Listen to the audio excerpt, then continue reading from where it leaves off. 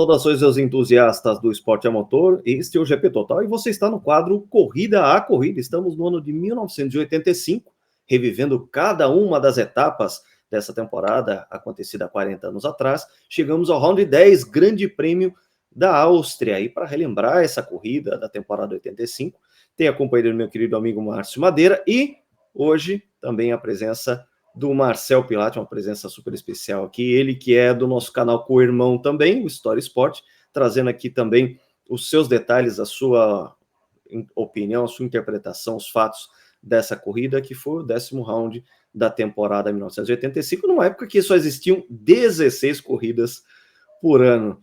Vamos começar pelos treinos, porque afinal de contas a gente teve situações ali fora do script, sobretudo quando o assunto é o Ayrton Senna.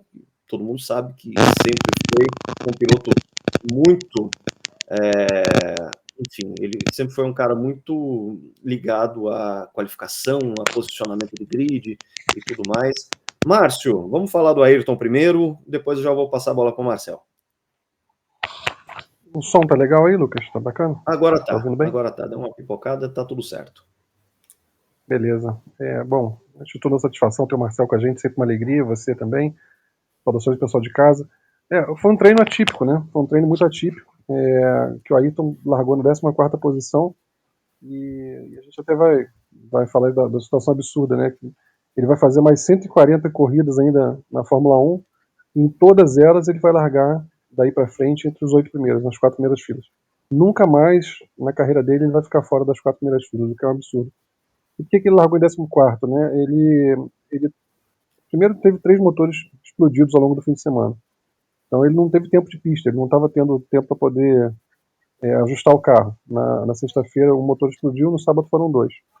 Na sexta ele falou que o carro estava inguiável, estava realmente muito instável, e ele faz o 10º tempo na sexta-feira. E aí para o sábado de manhã o carro ele conseguiu um acerto melhor, estava animado para a classificação, só que a meteorologia estava indicando chuva. Então quando começou a sessão foi todo mundo para a pista ao mesmo tempo para poder tentar melhorar, um congestionamento muito grande, e o motor dele explodiu logo no início da sessão também. Então ele não conseguiu defender o tempo dele de sexta-feira. Então, quer dizer, se na sexta tinha ficado em 10º, caiu para 14º no sábado.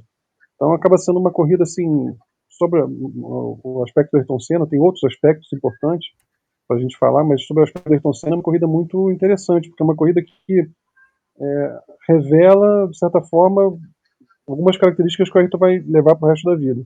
Ele estava muito traumatizado, né, porque nas 9 primeiras corridas do ano ele só tinha um resultado, só tinha uma vitória, e todos os outros resultados foram abandonos. E desde a Alemanha a gente viu que ele tinha o medidor de combustível, né, o GOS, começou a ter um pouco mais de referência com relação ao consumo, para poder se pautar, e ele faz uma corrida totalmente calculada, totalmente fora das características dele. Marcel pode até falar do vídeo que ele próprio gravou, né? Marcel explica direitinho, mas ele faz uma corrida assim, totalmente. Ele estabeleceu um teto de segurança e se manteve naquele teto a corrida inteira, né? É curioso que ele vai subir de 14º para a 2ª posição no final da prova, mas a melhor volta dele foi só a 8ª do dia, né? Teve 7 pilotos que fizeram voltas mais rápidas do que ele. Então isso mostra a qualidade absurda das piores voltas dele, né? Das voltas médias dele, sempre muito próximas desse teto que ele estabeleceu. Uma consistência muito grande, claro que herdou posições, era um período que havia muitas quebras, mas também fez várias ultrapassagens. E assim, manteve uma toada, não foi empolgante para ele não se orgulhou muito dessa atuação, mas foi uma atuação muito boa, de muita qualidade, porque se você consegue não fazer entre as melhores voltas, a sua melhor volta é só a 8ª do dia, quer dizer, você está poupando equipamento, está poupando combustível, poupando pneu, enfim, poupando motor para durar, para não quebrar, e ainda assim está conseguindo ter um ritmo muito bom que te permite escalar o pelotão. E ele aprende muito nisso nessa corrida, porque até então ele veio voando cego, né, até a Inglaterra. E agora ele passa a ter uma referência de quanto combustível pode gastar. Ele aprendeu o que o equipamento dele resistia em termos de desgaste. Ele aprendeu a levar esse carro até o fim. E vai fazer isso daqui para frente. Eu estou queimando logo o assunto Ayrton Senna, o Marcel complementa, mas assim, ele passa a se tornar um piloto consistente a partir desse ponto, que era o que faltava a ele nessa temporada. nas próximas 5 corridas, incluindo essa, né, essa mais 4, ele vai terminar as 5 no pódio e vai fazer 29 pontos nesse período. E só o Prost fez mais, o Prost fez 31, quer dizer, se o Ayrton tivesse conseguido estar nessa calibragem desde o início e tendo as informações que ele já tinha, agora, né, a partir da Alemanha, ele podia seriamente ter brigado pelo título. Você vê que ele, em 5 corridas, nesse recorte de 5 corridas, ele pontuou praticamente tanto quanto o Prost. E foi um período que o Prost pontuou bastante, um período que o Prost se descola do Arboreto. E o Ayrton conseguiu acompanhar ele nessa pontuação. Então, é um momento de virada completamente pro Ayrton no campeonato. Marcelo, acho que vale a pena ser falado do próprio depoimento do próprio Ayrton a respeito disso, enfim, como ele gravou esse vídeo, né? Era interessante como eles gravavam na época, o piloto analisando o próprio desempenho, e você pode falar um pouquinho sobre isso. Primeiramente agradecendo aí vocês novamente a oportunidade de estar com vocês juntos, né? Espero que a gente consiga repetir mais uma nessa temporada aí, porque é uma das minhas favoritas do Senna e da Fórmula 1 de uma forma geral, né? Esse período todo, acho que todos nós que gostamos da Fórmula 1 somos apaixonados por esse período em especial. E complementando sobre o Senna, né? Além da questão que o Márcio trouxe de que nas próximas 140 corridas ele nunca mais sairia das 4 primeiras filas, essa acho que é a segunda corrida com a maior ganho de posição largada final da carreira dele. Acho que só perde para uma lá na Toleman, não lembro se foi na Bélgica.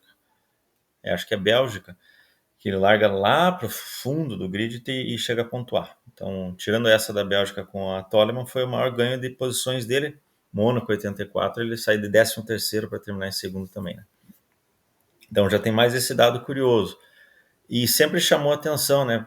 Porque como é que foi uma grande corrida do Senna, então ele saiu lá de trás e veio papando tudo, né? Mas você vendo esse vídeo, vendo as análises que ele próprio faz, é uma série, acho que da própria FIA, né? Que é fomentado, então ele A FIA comenta... Review, no ano de 1985, eles convidaram os pilotos para comentarem as corridas, ou seja, eles passavam uma edição daquela corrida meio que ao vivo para o piloto comentar, botavam o microfone na cara dele, e a gente tem depoimentos maravilhosos aí, Prost, Alboreto, Senna, próprio Nelson, né, a vitória dele na França.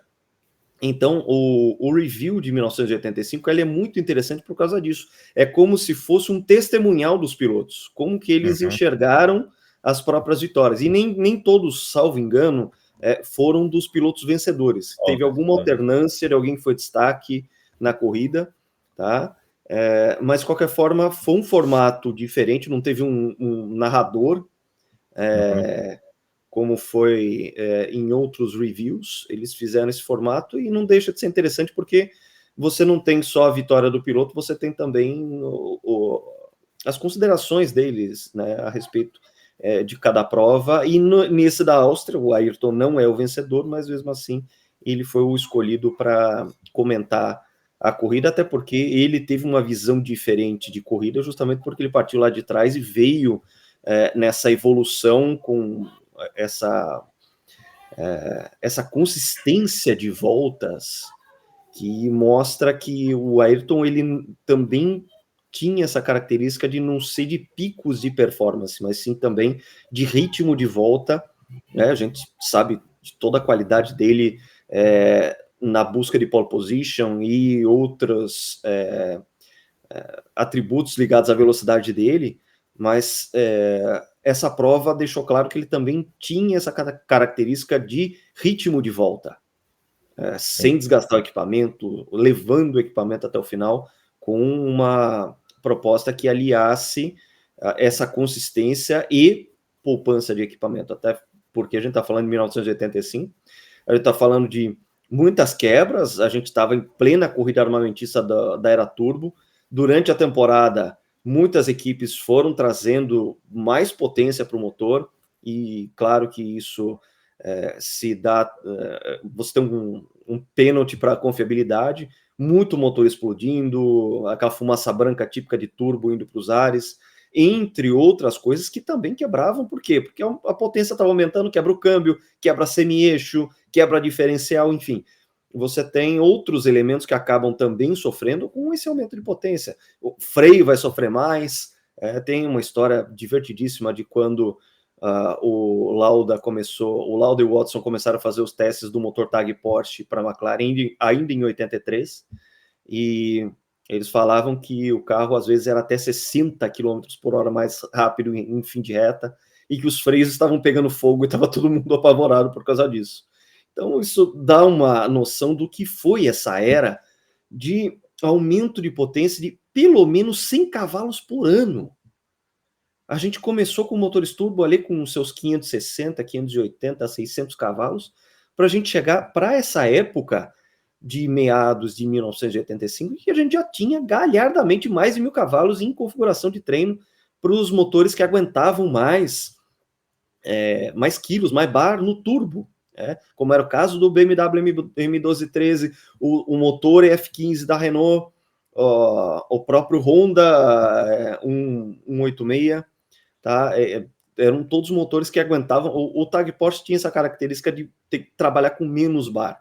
A configuração de qualify deles era menos, digamos assim, exuberante do que as outras, mas de qualquer forma a gente está falando de uma era que sim, essa potência estava chegando e cobrava o preço da resistência de todos os demais materiais do carro, a ponto do Ayrton largar em 14º justamente por causa de explosões espetaculares do motor, ainda mais falando das retas e da quantidade de velocidade que essa pista de Zeltweg imprimia nessa época.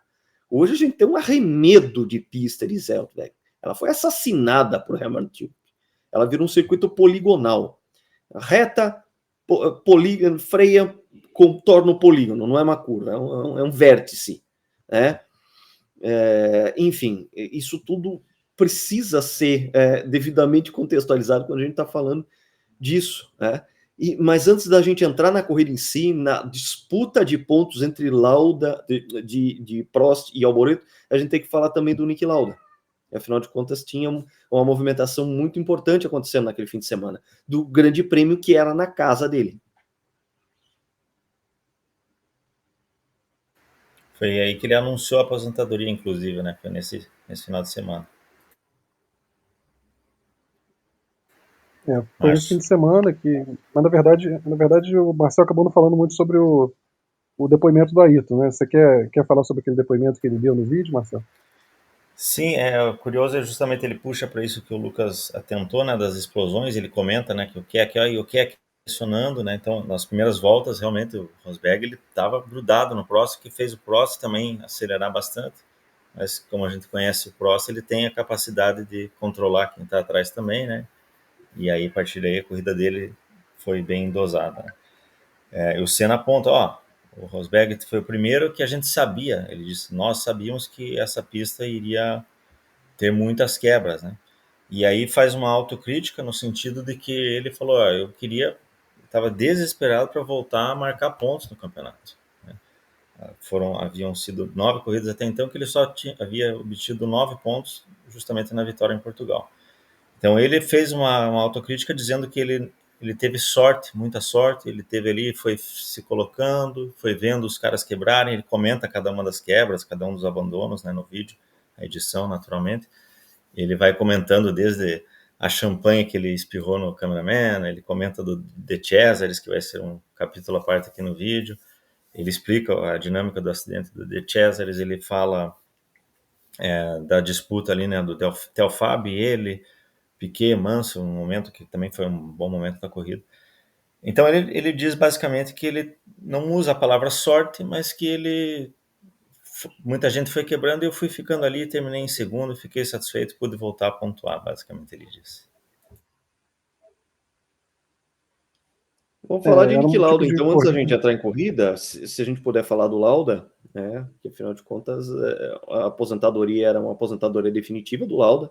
A gente já tinha visto uma aposentadoria dele lá no fim de 1979, para ele ter aquela volta em 1982, contra tudo e contra todos, inclusive com desconfiança de patrocinador, desconfiança da torcida, desconfiança de que era só por dinheiro, que o Lauda era um mercenário, ele vem com toda a força dele, o cara que já tinha passado por tantas provações, vai lá, ganha volta por cima da história dos esportes, né, Lucas? O que eu considero a maior vitória, né, o maior comeback do esporte, e me faz considerar que o Niki Lauda foi a figura mais forte a passar pela Fórmula 1. Ninguém passou tanta aprovação enquanto piloto de Fórmula 1 quanto o Lauda, para que ele conquistasse o que ele conquistou na carreira, os degraus que ele teve que subir até ele chegar na Ferrari, todo o trauma do acidente de Nürburgring em 76, a volta para a Ferrari, toda a desconfiança dentro da Ferrari e um bicampeonato que ele joga goela abaixo da própria Ferrari apenas para depois cair fora para Brabham, essa desilusão que ele teve, a criação da Lauda Air, que tomou muito da cabeça dele e fez com que ele, enfim, enjoasse das corridas, e aí sim o comeback, ou seja, a gente está falando de uma figura aqui que é hercúlea, é uma figura muito forte, muito pesada. O peso histórico do Niki Lauda na Fórmula 1, ele é muito grande e ele muitas vezes não é devidamente medido. Ainda mais nesses tempos atuais de Drive to Survive, etc e tal, e filmes exaltando a contemporaneidade da Fórmula 1, caras com peso enorme como o Jack Stewart ficam em segundo plano, o Niki Lauda fica em segundo plano, Jim Clark acaba sendo um cara subestimadíssimo, para mim ele está na primeira prateleira de todos os tempos. Então quando o Niki Lauda vira para a sua própria torcida e anuncia uma aposentadoria que seria definitiva ao fim do ano, é claro que isso é um grande evento, e não só isso, aquilo ali também deflagrava uma dança de cadeiras que estava sendo aquecida por personagens como o próprio Lauda, fazendo com que o assento da McLaren ficasse vago, um assento, claro, cobiçadíssimo da McLaren, ao mesmo tempo que a gente também tinha outras movimentações de outros pilotos também procurando outras vagas para 1986. A aposentadoria do Lauda por si só um evento importantíssimo para o fim de semana. Abriu a vaga na McLaren, que prontamente foi anunciado o Keck Rosberg para lá, abrindo a vaga na Williams, que ia ser ocupada pelo Piquet. Né? Então desenhou-se nessa corrida o cenário da grande temporada, na nossa opinião, que é a temporada de 86, a maior de todos os tempos. Acho que na nossa opinião aqui de todos, né? Então começou a se desenhar apesar da perda do Lauda, né? Uma temporada que talvez pudesse ter sido ainda mais forte se tivesse contado com o Lauda, mas a saída dele acabou sendo crucial para a disposição das cadeiras na configuração que rendeu as disputas que a gente, enfim, a gente vai falar daqui a 100 anos, não a gente, mas vão ser faladas daqui a 100 anos, porque são as disputas que estão realmente na história do esporte a motor. Então, o Lauda queria muito ganhar essa corrida, né? E o Lauda, ele realmente estava comprometido ao máximo, ele queria demais vencer essa prova e ele andou muito. O ritmo de prova dele estava muito bom, ia ser uma disputa interessante dele com o Prost, mas ele acabou quebrando, né? Se eu não me engano, após 40 voltas, se eu não estiver enganado.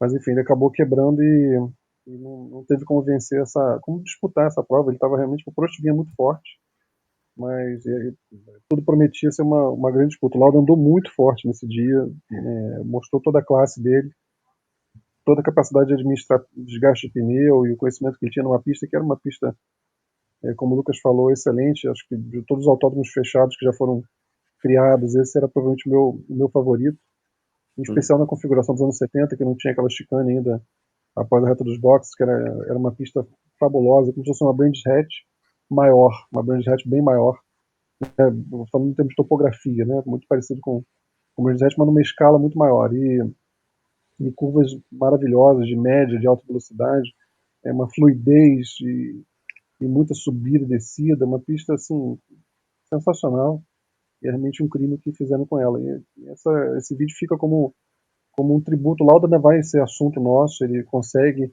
a 25ª vitória dele, um pouco mais à frente, igualando Jim Clark, mas fica aqui o nosso tributo ao grande Niki Lauda, que essa temporada de 85, como o Marcel falou, é uma temporada fantástica, né? Ela permite vários ângulos de interpretação, né? O conjunto que foi campeão não foi necessariamente o conjunto mais espetacular do ano, não foi necessariamente o conjunto mais rápido do ano, mas havia muitas coisas sendo premiadas ali, entre elas a regularidade, a consistência, né? E você tinha no meio da geração fantástica dos anos 80, você ainda tinha o Keck Rosberg no auge e ainda tinha o Niki Lauda andando forte. Então, você não tinha só os 4 grandes ali, você tinha pelo menos 6, ainda tinha um Alboreto em grande forma também. Então tinha 6 grandes pilotos e um sétimo que talvez uma prateleira um pouco abaixo, mas entregando desempenho também. Então era um grid muito muito rico. O que é que nesse carro ele Cheio estava de realmente, angelista. para mim, linda a imagem, né? E para mim foi o grande ano do Keck, assim, muito mais do que o ano que ele foi campeão em 82. Quem quiser admirar a pilotagem do Keck, vai para 85, vê como ele toreava esse carro, como ele estava confiante para enfiar o pé. O quanto o pé do Keck era pesado, que na McLaren isso não aparece. O carro da McLaren é feito por Prost, um carro que saía de frente, um carro para outro tipo de pilotagem completamente diferente, muito mais sutil, muito mais cerebral. O Keck era um cowboy, era um cara assim de rodeio, então ele Viking, né? estava domando igual. Era um Viking, era um Viking. Então, mas esse carro aceitava isso. Esse carro ele estava em casa.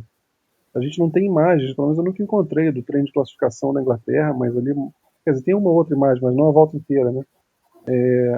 Mas assim, você vê, por exemplo, no Brands Hatch, a gente vai chegar lá, a forma como ele estava confiante e vai ficando cada vez mais rápido ao longo do ano, é interessantíssimo. Então, nesse momento da temporada, a gente vê o Nick Lauda andando forte, o Keck, o Rosberg andando cada vez mais forte, e os 4 grandes, né, que eu estou falando, Piquet, Prost, o Mansell também cresce muito nessa reta final de temporada, o Ayrton, ainda tinha o De Angelis, que também era um grande piloto, por outras características, né, por características de regularidade, mas também uma ótima referência para o Ayrton. Acho que o Ayrton também aprende um pouco com o De Angelis ao longo do ano. Então é um ano muito rico, uma temporada muito rica, e esse final de temporada vai ficando muito interessante, porque a Lotus, que começou com um grande chassi, ela vai ficando para trás ao longo do ano, em termos de desempenho, mas o Ayrton vai crescendo enquanto piloto. Então as coisas vão se compensando e começa a lançar as bases para o que vai ser a campanha dele em 86. Em 85 ele teve mais desempenho que resultado, já falamos isso, né? Em 86 a coisa se estabiliza, em 87 ele vai ter mais resultado do que desempenho. Mas nesse final de 85 é um período histórico muito, muito interessante. Agora, a gente falou de grandes pilotos aqui e não pode deixar de falar do De Cesaris, né, Lucão? E eterniza também uma das imagens dos anos 80 nessa prova aí. Lucas, eu sei que é um Posso dos só maiores. fazer um adendo antes do Lucas Claro, colocar? Lembrar que o Manfred Winkelhock faleceu antes dessa corrida, né? Então, o pessoal já estava sentindo a morte dele ali, e 2 semanas depois, mais ou menos, o Beloff, né? Em situação semelhante, o Winkelhock morreu no Canadá, a prova que ele estava participando é de turismo também, né? Isso. Era uma E, prova o, num e o congelados. Beloff corremos na Holanda, e daí já na sequência ele também falece lá em Espanha. Então também o grid sentiu um pouco isso, além do anúncio da aposentadoria do Lauda, né?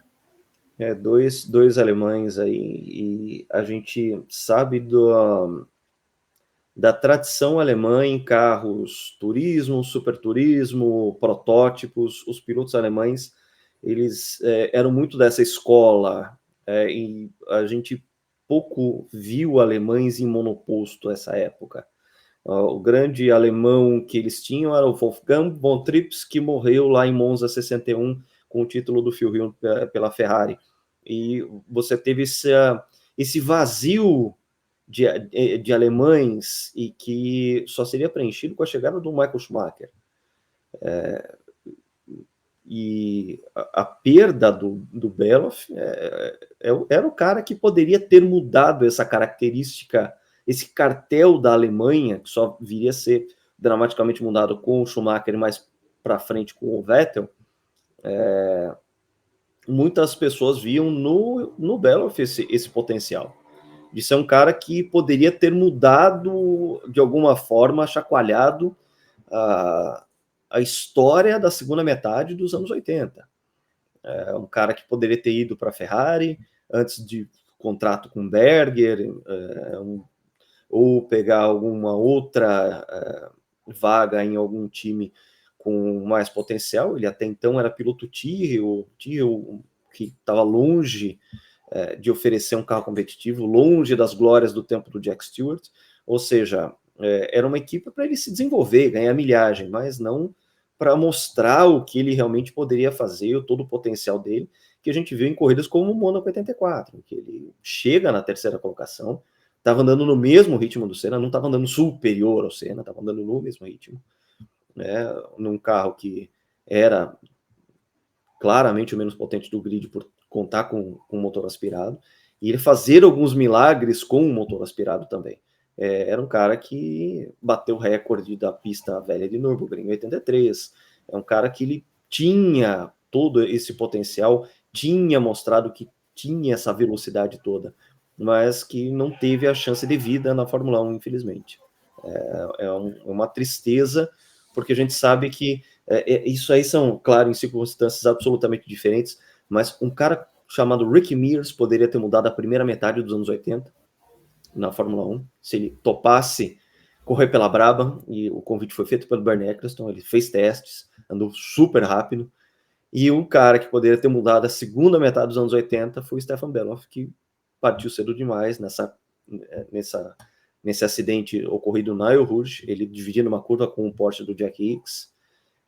Os dois se enroscaram, a colisão dele foi frontal, infelizmente ele não teve a menor chance de sobrevivência nesse acidente. Lembrando que nessa época os carros do Grupo C tinham tanta potência quanto de Fórmula 1, eram carros grandes que geravam muito downforce e eram muito mais pesados, então toda vez que batiam, claro, a energia deslocada de impacto era muito grande também, a ponto de ter matado o Manfred Winkelhock e também o Stefan Beloff, infelizmente.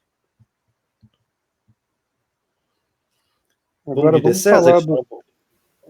pois é, até porque esse acidente, assim, vocês vão falar sobre ele, mas olha o que está me ocorrendo aqui. Esse acidente ele foi o primeiro dominó a ser derrubado numa cadeia que vai terminar em Jacarepaguá 89 com o Strafe ficando paralítico. Estou puxando demais a corda aqui, mas se você parar para pensar, esse acidente causa a demissão sumária do Césares, né? E aí o Strafe vai assumir o lugar na equipe. Na Austrália ele causa um acidente na última volta com o Laffite, a defenestrada da equipe. A carreira dele sai totalmente do trilho a partir desse ponto, e se não tivesse feito aquilo que fez na Austrália, não teria ficado na situação que esteve na GS em 89, de sofrer o acidente que sofreu e acabar ficando paralítico. Tudo começa com esse acidente do De Césares na Áustria em 85, que é uma das imagens definitivas não só do próprio De Césares, que torna ele tão folclórico e tão inesquecível, tão insubstituível na história da Fórmula 1, mas uma das imagens desse período histórico aí, um dos maiores, plasticamente, um dos maiores acidentes já registrados em vídeo. Mas fala no aí, vídeo da Lucão, FIA, o Senna fala, o De Césares teve um pequeno acidente. Essa imagem que está em destaque, claro, ela contradiz o small accident.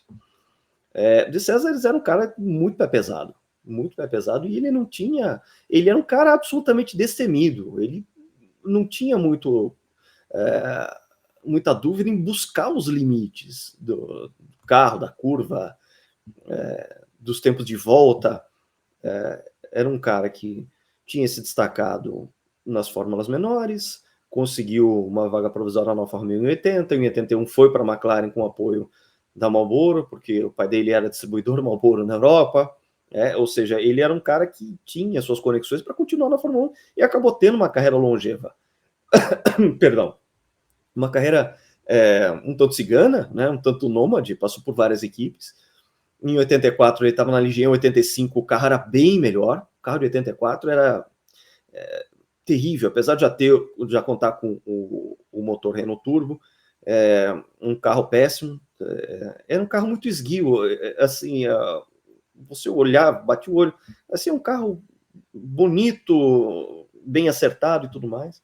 O carro foi mudando dramaticamente durante o ano de 84, a ponto de ficar irreconhecível na sua última versão. Foi feito o carro de 85, já era uma grande melhoria em termos de chassi, em termos de acerto, desempenho. O Jacques Laffite tinha conquistado recentemente pódio com o carro, ou seja, mostrou que tinha um potencial. Eles usavam um pneu Pirelli, que era um pneu muito complicado na chuva, mas que em tempo seco, em determinadas circunstâncias, rendia bem, como o próprio Nelson comprovou com a vitória dele no Grande Prêmio em Paul Ricard. E o De Césares pisou na grama. E aí aconteceu isso. E era uma época de uma Fórmula 1, a gente acabou de ver a foto do Keck Rosberg, era uma Fórmula 1 bucólica. A gente está no ano de 2025 fazendo esse especial aqui, e é uma Fórmula 1 praticamente toda urbana. Né? E eu não estou falando só da pista de Interlagos, que na verdade é o único circuito, o único autódromo dentro de uma cidade. O resto são circuitos de rua, e que a Fórmula 1 hoje, cosmopolita do jeito que tenta promover cada vez mais. A gente vê mais e mais circuitos de rua, ou circuitos improvisados, parque barra circuito de rua, enfim. Mas essa época, e principalmente a Áustria virou o último bastião bucólico da Fórmula 1. E nessa época, a pista era cercada de barrancos, e o De Césares, ao escorregar na grama, porque abriu demais a curva, esse acidente aconteceu na volta 13, ele simplesmente perde o controle do carro e vai em direção ao barranco. E tem uma série incrivelmente plástica de capotagem. Não é difícil você encontrar aí em qualquer player de vídeo esse acidente, digitar ali 1985 De Césares, em qualquer player de vídeo já vai aparecer certamente esse acidente, enfim, de forma que não foi um small accident. Quando ele voltou para Ligier, ele falou que teve um acidente. Não, o carro, não aconteceu muita coisa com o carro ficou absolutamente destruído, ele tinha lama na nuca, porque foi girando, dava para ver, tem uma imagem dele de câmera, ele olhando para o que ele tinha acabado de fazer, e quando ele tira capacete e balaclava, você vê que a parte de trás do macacão dele estava suja de lama, muito em parte por causa dessa grama molhada, tudo que a gente falou a respeito de chuva no fim de semana, mas o De Césares faz isso, e assim que o Guy Ligier vê o estado do carro, ele demite o De Césares. Só que a Ligier, ela tem essa característica de ser muito francesa. Ele demite o De Césares, mas não demite, porque ele ainda continua algumas corridas até ele definitivamente ser dispensado em favor do Philipp Streiff, que o Márcio colocou aqui, que teve todo esse efeito borboleta para que o Streiff, infelizmente, tivesse o acidente dele em Jacarepaguá nos treinos e ficasse na condição de paralítico. Tá? Mas, de qualquer forma, foi aí. Tem até uma segunda imagem em que a gente vê a quantidade de lama que toma conta do carro. Ele sai absolutamente ileso, mas com o carro bastante avariado, bastante destruído, e fazendo com que o Guy Ligier tivesse praticamente uma síncope ao ver o estado do carro. Mas a gente tem ainda toda uma corrida para a gente falar. Só quero fazer um comentário aqui, uma coisa bem curiosa. Hoje nós estamos gravando esse vídeo no dia 17 de julho, né? Agora vai ao ar amanhã. Hoje faz 11 anos da morte do Jules Bianchi. E o Jules Bianchi morreu em decorrência do acidente que ele sofreu no GP do Japão de 2014, que foi o dia em que o De Césares morreu. Um acidente de moto, né? Sim. De Césares, de saudosa memória, um personagem que tinha essa característica própria. Os pilotos tinham uma personalidade mais autêntica, mais livre, e inclusive os próprios carros faziam com que os pilotos demonstrassem as características deles nos carros. Hoje, claro, a Fórmula 1 tem aquela curta janela do desconhecido, que é um tema recorrente aqui no GP Total, questão do território desconhecido. Você vai da experimentação para repetição muito rápido, e ele também é um tema muito recorrente aqui, a questão da instalação, experimentação e a repetição, que são os estágios, né? O Márcio pode falar muito mais disso, ele é o proponente dessa metodologia de entendimento do que é a pilotagem. Mas o De Césares é esse cara que não tinha muito compromisso com enfim, o compromisso dele era com velocidade, com explorar limites, e ele não tinha muito problema de exagerar e ultrapassar esses limites e causar os acidentes. São vários os acidentes do De Césares na carreira, ao mesmo tempo que ele provava ser um piloto muito rápido, cara muito pé pesado, e que em algumas oportunidades, principalmente em Spa 1983 e Spa 1991, teve muito perto de vencer uma corrida. É um cara que também foi em pódio, Canadá 89 é um clássico de De Césares comemorando no pódio, ou seja, é uma figura que sim faz falta, é uma figura que sim foi para a parte do folclore, mas é uma figura que faz falta numa Fórmula 1 que ficou mais hermética, mais asséptica, mais ultra profissional, com um horário marcado para dar entrevista, enfim, outros tempos.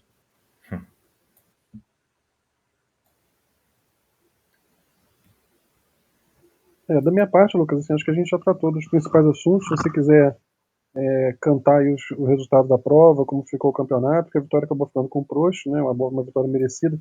A gente ficou meio privado da disputa que ele teria com o Lauda.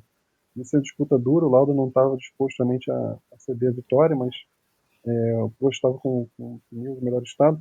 Enfim, acho que você pode contextualizar aí, a gente já falou acho que do principal. Não sei se o Marcel quer acrescentar alguma coisa. Só é importante lembrar a largada, né? Nós tivemos 2 largadas, né? A lista no volta a volta, se você pesquisa hoje, por isso a importância para os nossos espectadores também, a gente sempre revisitar os GPs em imagem, né? Não tem o registro, assim, por exemplo, da primeira volta, como é que foi a largada, o Lauda pula lá na frente, ele faz uma largada espetacular. Aí tem um acidente já no comecinho da corrida, 3 carros ali, não é um acidente grave. O Senna, inclusive, fala no vídeo que ele era contra que fosse dada a bandeira vermelha, né?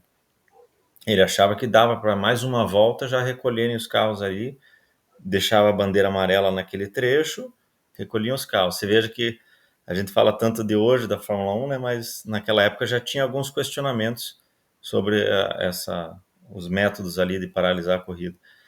Ele tem que lembrar que a Áustria era muito estreita a reta de largada, né? E a gente vai ter mais problemas de largada em outras oportunidades, sobretudo em 1987, que é daí que realmente a Áustria, que já não tinha mais o Niki Lauda, apesar de ter a ascensão do Gerhard Berger, a gente vai ver a ascensão do Berger mais para frente, ele estava de maneira muito tímida, ganhando experiência ainda na Arrows, depois de uma estreia improvisada pela ATS em 84, aí a Áustria acaba perdendo o GP que ela tinha, justamente ao fim de 87, uma corrida que foi cercada de largadas absolutamente problemáticas, aqueles strikes, aquela boliche todo, fazendo com que a pista realmente fosse questionada, apesar de ser uma pista maravilhosa, tinha essa característica de ter uma reta muito, muito estreita. Ela só volta para a Fórmula 1 em 98?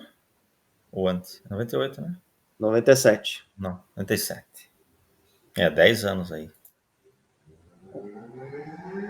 E assim, é curioso, o Ayrton naturalmente não gostou que fosse interrompido, porque ele passou 4 carros da primeira largada, né?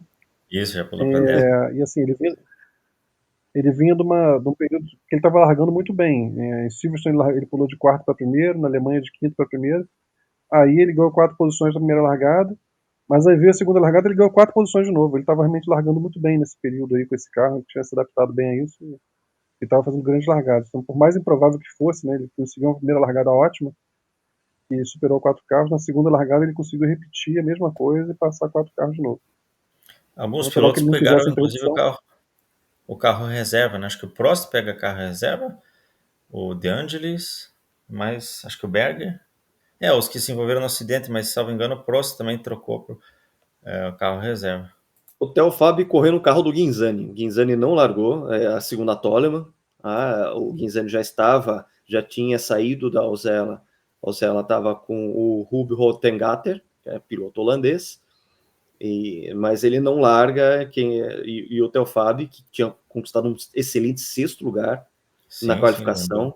Fabi era muito bom em circuito de alta velocidade.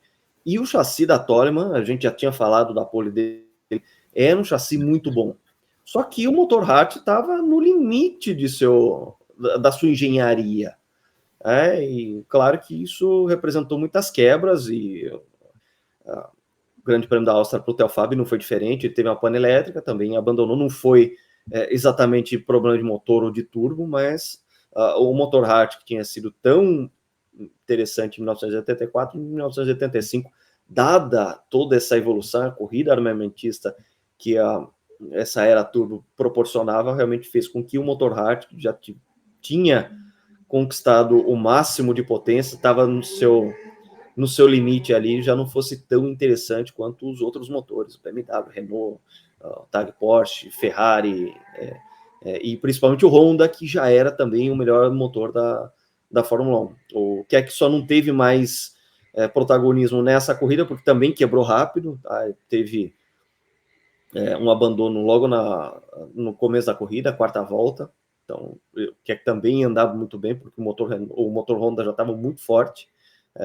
Quem acaba conquistando o top 6, vamos ao top 6, o Prost ele ganha, portanto, a partir do momento que o Lauda abandona, ele herda a liderança ali e corre tranquilo. O Ayrton faz toda essa escada até chegar na segunda posição, exatamente 30 segundos atrás, e quem chega logo atrás do Ayrton é o Michele Alboreto, só 4 segundos atrás do Senna, e o Johansson mais 4 em relação ao Alboreto, as duas Ferrari seguindo, portanto. E completaram os 6 primeiros o Hélio de Angelis, com uma corrida muito contida, era muito a característica dele, ele coletou vários quintos lugares no ano de 1985, e o Mark Surer marca o último ponto aí, ele com a segunda Brabham BMW, lembrando que o Nelson tinha tido problema, abandonou a prova ainda na volta 26, que é mais ou menos aí metade da corrida, ele abandona.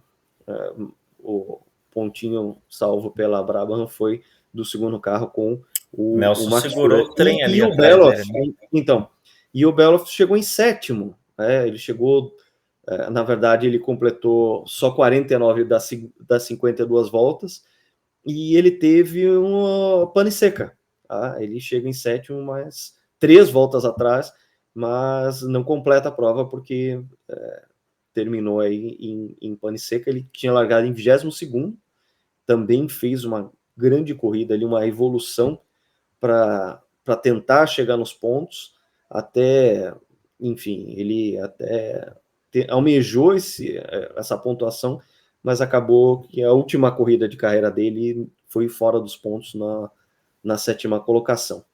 No campeonato, a gente tinha uma situação muito interessante, porque a gente chegava na 10ª prova de 16, com os 2 pilotos que mais tinham pontuados em rigoroso empate. Prost 50 pontos, Alboreto 50 pontos, Prost na frente por causa do número de vitórias. O De Angelis somava 28 pontos, estava bastante atrás, o Johansson 19 e o Rosberg 18, o que também mostra uma situação interessante, né? Senna não estava nem no top 5 da temporada, isso com 10 provas já disputadas, e o Ayrton iria terminar na 4ª colocação do campeonato. O De Angelis seria ultrapassado, o Johansson seria ultrapassado, o Rosberg chegaria em 3º e o Ayrton em 4º. Isso porque o Ayrton não pontuou como gostaria na prova da Austrália, claro, a gente vai falar mais para frente. Curioso também é ver que, passadas 10 das 16 provas, a Ferrari ainda era a líder do campeonato de construtores, 72 pontos contra 55 da McLaren. E a gente tinha logo em seguida a Lotus com 43, o Williams com 24 e a Brabham aparecia na 5ª colocação com 15 pontos, por causa da vitória do Nelson Piquet, desse pontinho dado pelo Mark Surer na Áustria, e ultrapassando a Renault, que tinha pontuado ali no comecinho do ano e que também estava numa crise existencial tremenda. Eles já tinham feito um monte de modificações no carro, mas eles não conseguiam, enquanto uma equipe de fábrica, andar mais rápido que os carros da Lotus, principalmente Lotus, e também da Ligier, que já começava a mostrar um desempenho mais consistente. O pódio do Jacques Laffite, a gente vai ver mais para frente a Ligier também andando melhor, ou seja, a Renault, que era a fornecedora de motores, estava apanhando das suas equipes clientes. Mais alguma coisa a acrescentar, amigos? Acho que não. Da minha parte, era isso. É isso aí. Legal, gente. Então fica o convite para que vocês continuem a acompanhar o nosso GP Total Corrida a Corrida. Assine as notificações para você saber quando a gente vai lançar as próximas corridas. E para quem não viu ainda, clica lá, youtube.com/GPTotal, clica no diretório de vídeos e veja lá o Corrida a Corrida. Tá lá uma por uma, desde o Grande Prêmio do Brasil, nessa jornada que a gente está fazendo pela temporada de 1985. Espero você no nosso próximo episódio aqui no GP Total Corrida a Corrida. Até mais.